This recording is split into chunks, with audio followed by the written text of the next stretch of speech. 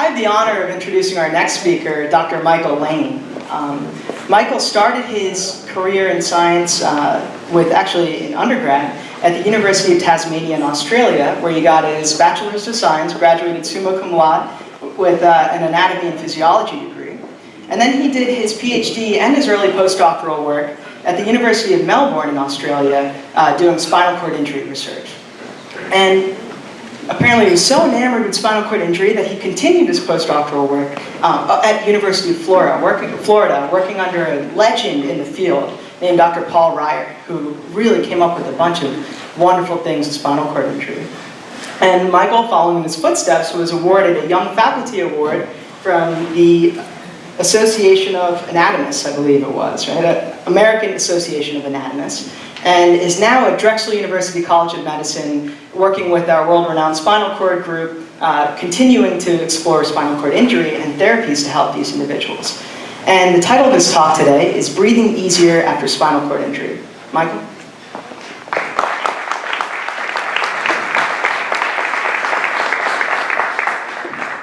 I'm not sure if I...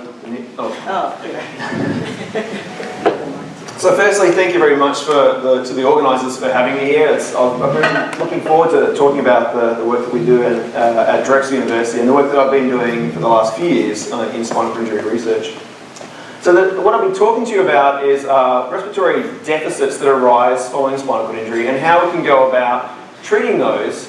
And a slightly more technical version of my title would be to enhance respiratory plasticity, neuroplasticity, following cervical spinal cord injury, which is really the focus of what my research team is doing.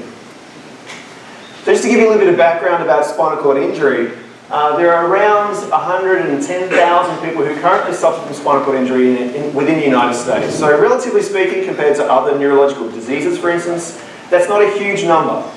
But the socio-economic burden on these people is quite phenomenal. In fact, it's quite staggering.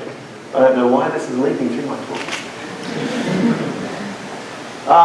The quality of care available for these injured individuals is dramatically improving year by year, and there are 12,000 new cases that occur each year, so that it's automatically moving through my talk. See, clearly it wants me to speak faster.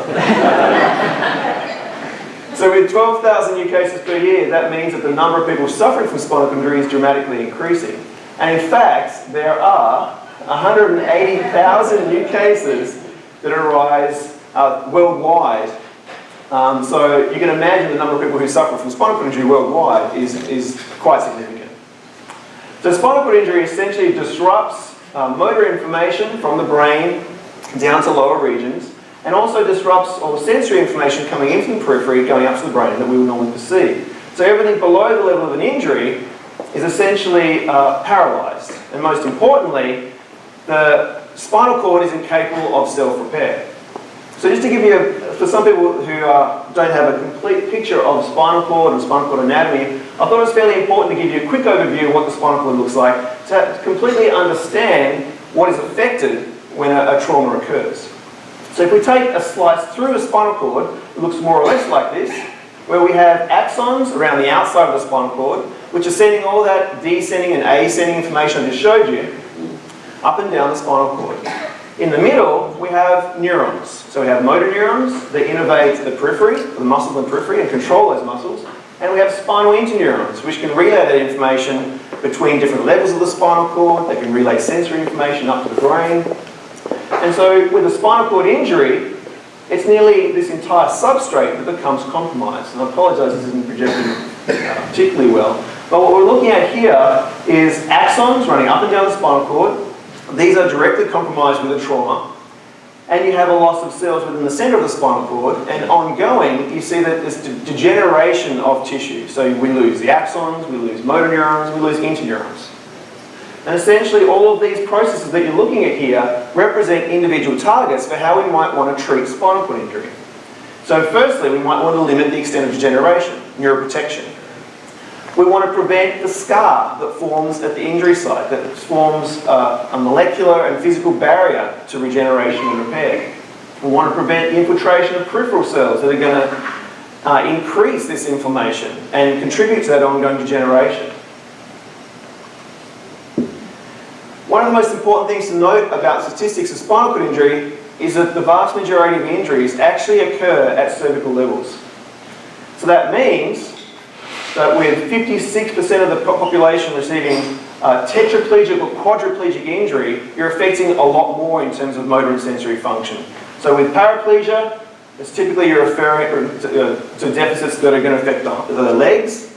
With a tetraplegia or quadriplegia, you're then also affecting the upper extremities, and you're affecting many, many other motor functions. In fact, what we're affecting is breathing, arm function. You can see increases in pain, locomotor function. All of these systems are affected by injuries at the level of the neck, the cervical spinal cord.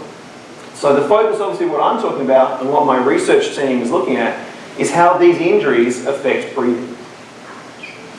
Interestingly enough, despite the fact that affecting breathing is life-threatening, it's a very severe consequence of one of these injuries, there is some potential for spontaneous improvement. And that spontaneous recovery is neuroplasticity, functional neuroplasticity. And that's what we're trying to tap into therapeutically. So this is an example of a patient. You're now looking at an MRI side-on of the spinal cord here, which matches pretty much the schematic diagram I just showed you. And this is a cross-section through the spinal cord. This is the cervical spinal cord here, and this darkened area is showing you a lesion, a high cervical spinal cord injury. So as you can imagine, this patient was ventilator dependent immediately post-injury. But within a couple of months post-injury, the scan showed that the deficit has not changed. Anatomically, this has not changed at all. The patient was able to recover the voluntary ability to breathe. So they no longer needed assisted ventilation. They were able to wean from a mechanical ventilator. So that's a clinical example of this functional neuroplasticity. A very important consideration, and this is something that my research team is interested in studying right now, is how ongoing medical care can affect the potential for plasticity. So typically people that require assisted ventilation, they're unable to breathe normally on their own, will go into a mechanical ventilator. And this is something that's routinely done worldwide. So air is forced into the lungs, and thus you sustain life, even though the person's unable to breathe on their own. The downside is that the muscles that normally contribute to breathing, for example the diaphragm, which is the most important muscle of breathing, stops working. And when it's not allowed to work, it very quickly starts to die. So a patient on a mechanical ventilator will start to have muscle atrophy within about 2 to 3 hours. And the more that muscle dies, the harder it is to get them off. And as the muscle dies, the underlying neural substrate, the circuitry controlling that muscle, also starts to die, if you like. You see changes in the connections controlling those muscles. One of the greatest advances in medical care is the fact that we're now starting to use diaphragm pacing or phrenic nerve pacing. So the phrenic nerve is the nerve you see here in yellow innervating the diaphragm, sitting underneath the lungs. By stimulating this circuit, either at the nerve or the muscle level, you're activating that circuit, and you can actually retain the viability of the muscle. Simultaneously, you can, in fact, inflate the lungs. So it's performing the same job. You're able to get air into their lungs, keeping the patients alive, but you're keeping the substrate intact as well. You're keeping it viable for subsequent treatment. So this is essentially being used as an improvement in the standard of care for people that are undergoing or need assisted ventilation. But what we're starting to discover is that by driving this circuitry, we're actually amplifying plasticity. And by amplifying plasticity, we're now improving the chances of these patients recovering and breathing on their own. And in fact, there are many examples now of patients that recover voluntary breathing within just a few months of receiving this pacing treatment. So we're reverse translating some of these therapies to understand how they work and see if we can't optimize the way they're being employed and see if there are more patients that might be suitable for this type of care. So how do we go about studying this? My research team actually uses predominantly animal models for research, and we focus on the phrenic motor system. So that system that controls the diaphragm that I was just talking about. This is an example of the gross morphology of the cervical spinal cord. And if we were to take a section through this cervical spinal cord, we can stain it for the distribution of different neurons. So in particular, we use neuroanatomical traces to start looking for the distribution of neurons within the phrenic motor system. And what you're looking at here is an example of motor neurons which innervate the diaphragm. So you can map out the distribution of these motor pools. To take a close-up of these, You can now see highlighted in green are our phrenic motor neurons, and unfortunately it's the light's preventing the colour contrast here, but in red you're looking at axons which are essentially innervating these motor neurons. So in one single figure you're actually seeing the neural substrate that controls diaphragm function. And by using these neuroanatomical traces we get a good idea of the neural circuit that controls diaphragm, or activity on each side of the diaphragm. So now we have the ability to study this circuit, we can now start to see how spinal cord injuries affect this circuit. So one of the most widely used injury models, and this is one of the models we use in our research team, is a high cervical injury which compromises all those descending axons you just saw in red, which means the motor neurons now have no input. And accordingly, you have diaphragm paralysis on that side. So we now use electrophysiology to stick wires into the muscle, the diaphragm, that we're interested in looking at functioning, and we can record the activity of that muscle. So that's what you're looking at here. And these bursts in activity are essentially each inspiratory event. Each time we draw in air, the diaphragm contracts, and this is what you're seeing, this rhythmic pattern of activity. So with a spinal cord injury on this side, you see paralysis. Spontaneously over time, within about a month after injury, you see some recovery. The muscle starts to naturally recover the ability to contract. We've done nothing at all to affect this recovery. So this spontaneous functional plasticity could be occurring in patients. And again, this is what we want to tap into, because if you look at the extent of recovery, it's minimal. And unfortunately, while there is this recovery, it doesn't really contribute to recovered breathing. So this is our therapeutic target. So one of the many ways we can go about enhancing plasticity is using cell therapies. And this is one of the biggest areas of research for my research team. Cell therapy can be used in a few different ways to treat the injured spinal cord. One is to use them as a means of delivering beneficial molecules to the injured spinal cord. So you can look at there's two cross sections of the spinal cord here. This would be a bird's eye view of the spinal cord with an injury in the middle. And you can see the green pathways are essentially disrupted. But if you were to transplant cells to the spinal cord below the level of the injury, these cells can now deliver beneficial molecules which can actually enhance the potential for plasticity, like growth factors.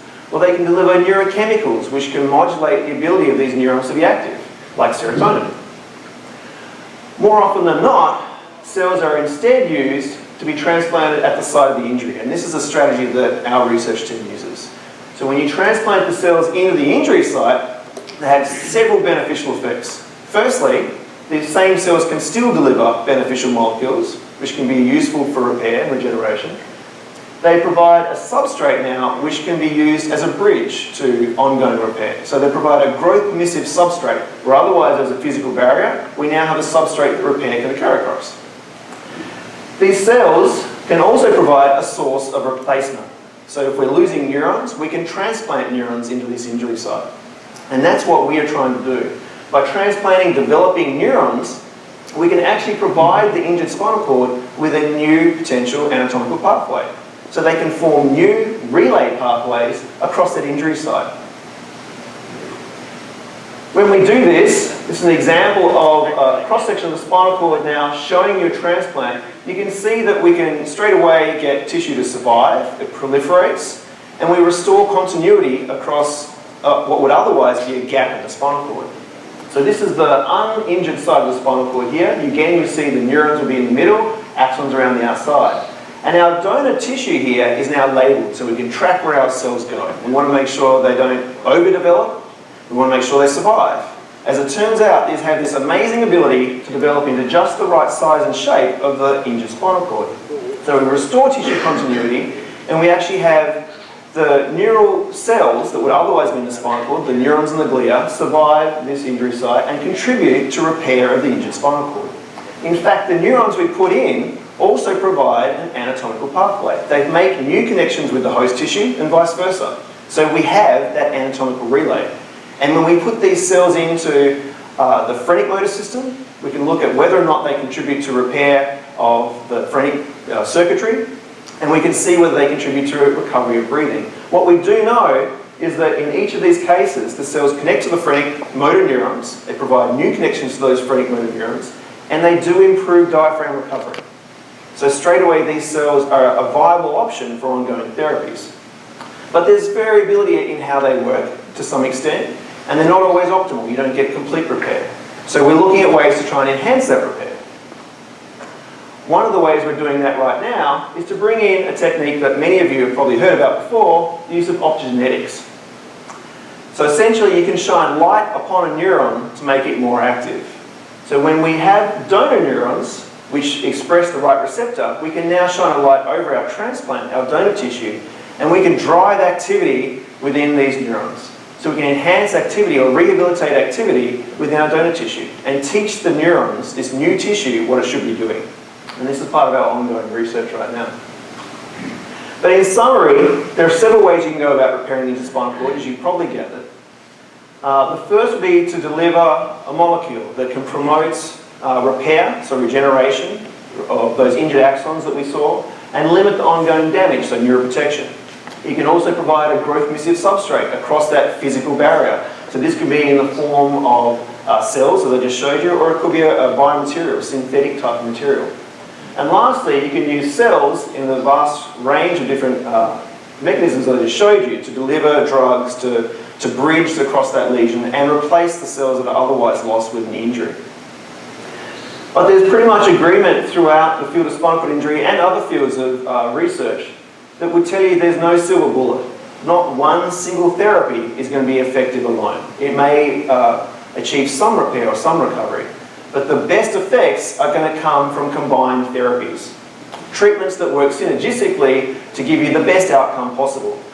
There's also agreement that any of these therapies that you can use will require some rehabilitation. So increased activity has always been beneficial for sustaining muscle viability and teaching new circuits how they should function. So rehabilitation will contribute to this ongoing plasticity and the repair that we achieve by these other techniques to give us the best repair and recovery. And with that, I'll just quickly thank the funding support that I've received over the last several years. In particular, the ongoing support of the Spinal Cord Research Centre at Drexel University, and also thank the outstanding team I have at Drexel. Thank you very much once again.